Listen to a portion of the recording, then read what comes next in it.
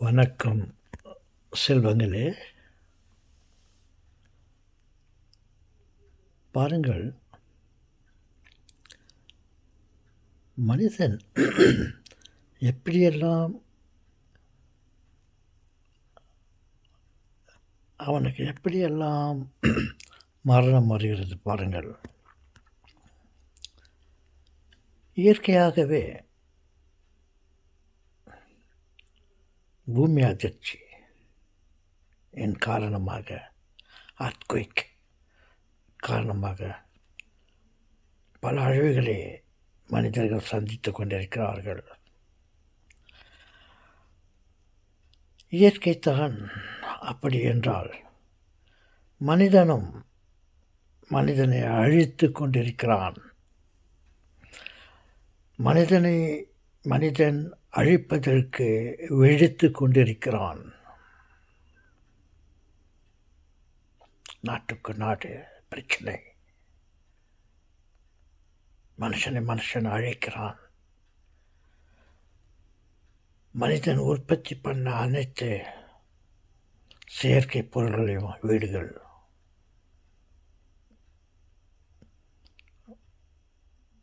எதையோ அழிக்க பார்க்கிறான். ஏன்னா அழிவிற்கு ஒரு எல்லை இல்லையா?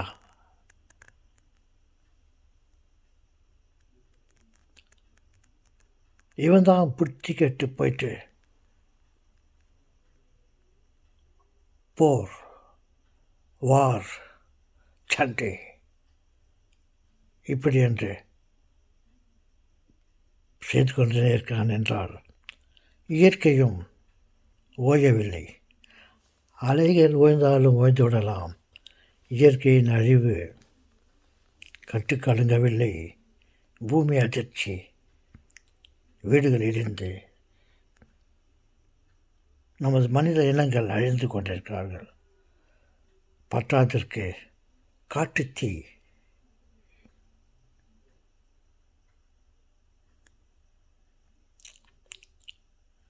பாருங்கள்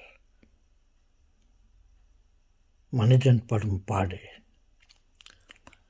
அப்போ ஏழை படும் பாடு அப்படின்னுவான். இப்போது எல்லாருக்கும் ஓகே சொல்லுங்களே.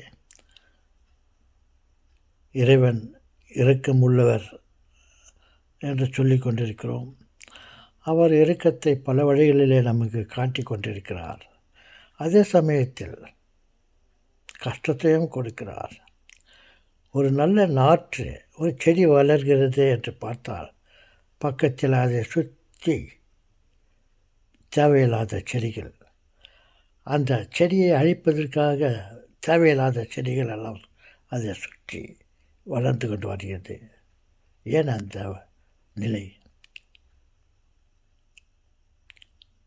ஆனால் எல்லாமே நல்லதுக்குத்தான் என்று சொல்லுகிறோம். எப்படி நல்லதுக்கு என்றால், அந்த செடியை சுற்றி வேறு செடிகள் வந்து கொண்டு இருக்கிறது அல்லவா, அதைகளெல்லாம் வெட்டி அதே செடிக்கு சுற்றிலும் அந்த தேவையில்லாத செடிகளை கட் பண்ணி அங்கே போட்டால் இதுங்களே அதுக்கு உரமாக மாறுகிறது. அப்படி என்று பார்த்தால் எல்லாமே நல்லதுக்குத்தான் என்று நினைக்கிறோம். மனிதன் அழிகிறான், அது எப்படி நல்லதுக்காக இருக்கலாம்? ஓகே சொல்லுங்களே. மனதிற்கு ரொம்ப கவலையாக இருக்கிறது.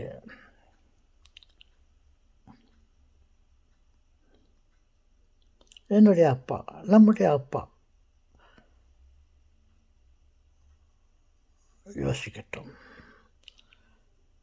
அவருடைய படைப்புகளுக்கு நன்மையை செய்யட்டும். வணக்கம்.